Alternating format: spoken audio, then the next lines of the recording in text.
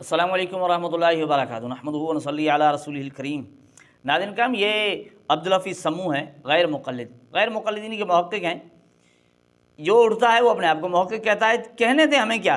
بہرحال یہ بہت بڑے چیلنج کیا کرتے ہیں، لیکن عجیب بات ہے کہ ان کے چیلنج بڑے عجیب ہوتے ہیں، اور اگر آپ حقیقت دیکھیں تو بندہ پریشان رہ جاتا ہے کہ بھائی کتنے بڑے اپنے آپ کو محقق سمجھنے والے اور کس طرح کے چیلنج کر رہے ہیں، اور ان کو کچھ عطا پتہ نہیں ہے۔ بہرحال یہاں ہم آپ کو سناتے ہیں کہ وہ کیا کہنا چاہتے ہیں اور بات کیا ہے اور یہ کیا کہہ رہے ہیں، سنیں۔ توجہ تعلق سندھ سے ہے، ہم کو عام سوال سندھی میں کریں بیان کر رہے ہیں، پر آئے وڑو گہرو سوال۔ گہرو سوال۔ محمد بن قاسم رحمہ اللہ 94 ہجری میں سندھ میں داخل تھے، سندھ فتح کرائی۔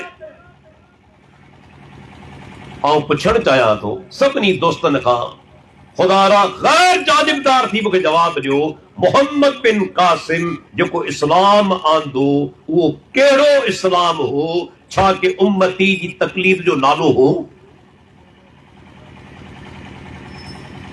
94 ہجری میں امام ابو حنیفہ رحمہ اللہ جی عمر 13 سال ہوئی، انا سندس مذہب کون ٹھیو۔ محمد بن قاسم 94 ہجری میں کیڑو دین کھڑی آیو سندھ میں، خدا را غور کریو، نیوٹرل تھی، غیر جانبدار تھی۔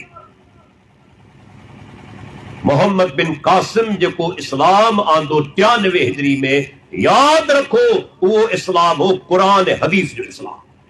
ناظرین کرام، یہاں ٹھہرتے ہیں بات کو سمجھنے کے لیے۔ اب یہ ایک تو یہ کہہ رہے ہیں کہ محمد بن قاسم جو آئے سندھ کے اندر، وہ کون سا اسلام لائے؟ کیا کسی امتی کی بات، یعنی کسی، اب اصل میں ٹارگٹ تو انہوں نے ائمہ کو بنانا ہے نا، لیکن آپ دیکھیں یہ کہتے ہیں کسی امتی کی بات، یہ تو اللہ کے رسول نے ہی بات بتائی ہوئی ہے کہ اقتدوا بالذین من بعدی ابو بکر و عمر، میرے بات ابو بکر و عمر کی اقتدا کرنا، یہ امتی نہیں تھے کیا؟ اب دیکھیں خود کو محقق کہتے ہیں، اللہ کے رسول نے ہی بتایا ہوا ہے۔ اچھا، اللہ کے رسول نے یہ نہیں کہا ہوا کہ علیکم بسنتی و سنت الخلفاء الراشدین المہدیین، اب یہ خلفاء راشدین امتیوں میں شمار نہیں ہے، یا ان کی بات ماننے کا حکم نہیں دیا گیا۔ لیکن یہاں آگے جو کہتے ہیں کہ محمد بن قاسم نے جو دین لایا وہ قرآن و حدیث والا تھا۔ ہم اس محقق کی خدمت میں عرض کرتے ہیں کہ بھائی آپ ہمیں بتائیں کہ محمد بن قاسم نے بالآخر جو آپ کہتے ہیں قرآن و حدیث والا دین لایا، تو احادیث میں سے کون سی احادیث لائی؟ کتب احادیث میں سے کس کتاب کی حدیثیں پیش کی ہیں محمد بن قاسم نے؟ کیا بخاری شریف میں سے احادیث لائے تھے؟ مسلم شریف میں سے؟ اور سیاستہ میں سے کون سی کتب حدیث میں سے، ذخیرہ احادیث کی کتب احادیث میں کون سی کتاب ہے جو پیش کی ہے محمد بن قاسم نے؟ دیکھیں کتنا جھوٹ اور دھوکہ دیا جا رہا ہے۔ چلو آپ اگر یوں سوال کریں، بھائی آپ کوئی ایک حدیث بتائیں جو محمد بن قاسم نے آ کر بتائی ہے۔ دیکھیں کس طرح کا عجیب، یعنی تماشا بنایا ہوا ہے لوگوں کو، بس ایک نام ہے نا، کسی کو دھوکہ دینا ہو نا تو پھر ٹائٹل اچھا لگا دو، اس ٹائٹل پر لوگ جو ہے دھوکہ کھاتے ہیں۔ اب یہ دھوکہ دیا ہوا ہے کہ قرآن و حدیث، بھائی آپ بتائیں نا، آپ بتائیں کہ کون سی حدیثیں پیش کی ہے محمد بن قاسم نے؟ بخاری پیش کی ہے۔ اب بخاری شریف کا اس وقت وجود ہی نہیں تھا، بخاری شریف تھی ہی نہیں اس وقت۔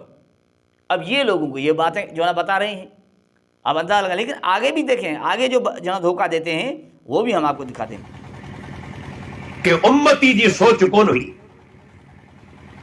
کہ امتی جو تقلیدی مذہب کون ہو۔ 94 ہجری میں محمد بن قاسم سندھ میں آندو قرآن حدیث وارو اسلام۔ شاہ ولی اللہ مشہور حنفی عالم ہندوستان جو، ان جو کتاب ہے حجت اللہ البالغہ بن جلدن میں لکھے تو 4 صدی ہجری کا اگ میں مانو کے تقلیدی مذہب جا پابند نہ ہوا۔ یہ حنفی، مالکی، شافعی، حنبلی انہن جا پابند نہ ہوا۔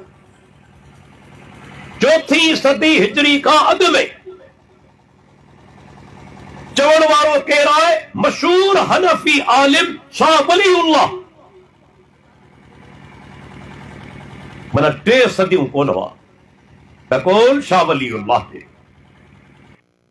اب ناظرین کرام یہ اصل میں بتانا یہ چاہتے ہیں کہ بھئی تقلید آئی بعد میں ہے۔ شاہ ولی اللہ محدث دہلوی کا حوالہ دیا کہ وہ کہتے ہیں کہ چوتھی صدی ہجری سے پہلے ان تقلیدی مذاہب کا کوئی پابند نہیں تھا۔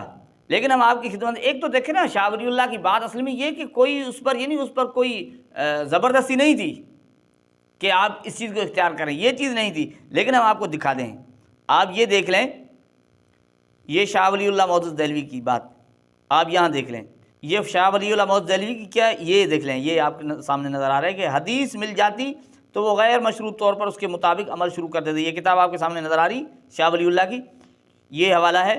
آگے لکھتے ہیں لیکن 2 صدیوں کے بعد، اب یہ 4 صدیاں بتا رہے ہیں نا، یہاں جو صدیوں کا ذکر ہے دیکھیں، 2 صدیوں کے بعد لوگوں میں معین مجتہدین کے مذاہب کو اختیار کرنے کا رجحان پیدا ہوا۔ چنانچہ بہت کم ایسے تھے جو کسی خاص معین مجتہد کے مسلک کے پابند نہ ہوتے۔ اس زمانے میں یہ تقلید ایک امر واجب تھا، واجب ہو گئی، تقلید امر واجب ہو گئی۔ اب یہ 2 صدیوں کی بات کر رہے ہیں، 2 صدیوں تک آگے نا بات ہے۔ لیکن ہم آپ کو ایک اور چیز دکھا دیں، آپ یہ دیکھ لیں، ڈاکٹر میاں محمد صدیقی، یہ بھی تصنیف ہے شاہ ولی اللہ کی، یہ بھی شاہ ولی، دیکھیں نا، یہ لکھا کہ رسول اللہ صلی اللہ علیہ وسلم ارشاد گرامی ہے کہ سواد اعظم بڑی جماعت کی پیروی کرو۔ اب ان کی جو ہے نا وہ آگے تشریح میں لکھتے ہیں، ان 4 فقہی مسالک حنفی، مالکی، شافعی، حنبلی کے علاوہ حق پر مبنی کوئی اور فقہی مسلک عملاً دنیا میں موجود نہیں ہے، لہذا ان کی پیروی سواد اعظم کی پیروی کہلائے گی، اور ان چاروں مسالک کو چھوڑ دینا، ان سے باہر ہو جانا سواد اعظم سے نکل جانے کے مترادف ہوگا۔ اب شاہ ولی اللہ محدث دہلوی کی ایسی باتیں تو یہ نہیں بتاتے کہ وہ کہہ رہے ہیں کہ ان 4 مذاہب میں کے علاوہ حق ہے ہی نہیں، ان 4 کو وہ حق بتاتے ہیں، سواد اعظم میں شمار کرتے ہیں، وہ تو بات لوگوں کو بتاتی نہیں ہے۔ اب یہ تقلید کہاں آ گئی؟ 4 صدیوں میں، وہ کہہ رہے ہیں 2 صدیوں تک آ گئی نا۔ اب دیکھیں تقلید صحابہ تک پہنچتی ہے، صحابہ میں بھی تقلید، یہ ہماری طرف سے نہیں، خود غیر مقلدین کا اعتراف۔ یہ ان کے دیکھ لیں، میاں نذیر حسین دہلوی، میاں نذیر معیار الحق کا حوالہ ہے، میاں نذیر حسین دہلوی لکھتے ہیں صحابہ اور تمام مومنین کا قرون اولیٰ میں اس پر اجماع ثابت ہوا کہ کبھی ایک مجتہد کی تقلید کر رہے اور کبھی دوسرے مجتہد کی۔ اب غیر مقلدین اس چیز کے، ان کے بڑے جو گزرے نا، وہ تو اس چیز کے بھی قائل تھے کہ تقلید تو صحابہ میں بھی پائی جاتی تھی۔ تو ناظرین دیکھیں کس طرح کا بڑا دھوکہ اور لوگوں کو گمراہ کیا جا رہا ہے، نام کس پر؟ قرآن و حدیث کے نام پر، کہ نام اچھا لیں تاکہ لوگ دھوکہ کھائیں۔ تو ناظرین اس طرح کے دھوکے بازوں سے بچیں اور لوگوں کو بھی ہوشیار کریں کہ یہ لوگ دھوکے باز ہیں۔ اللہ جل جلالہ ہمیں سمجھنے کی توفیق عطا فرمائے۔